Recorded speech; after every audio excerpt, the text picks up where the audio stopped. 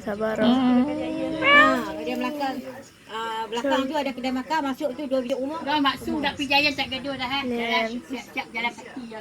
Banyak event lah. Kami sudah masuk kan. Sudah masuk ambil duit gaji. Jalan biar.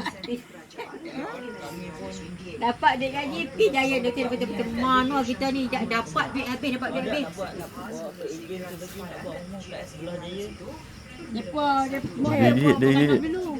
Depa ni Muka sedih.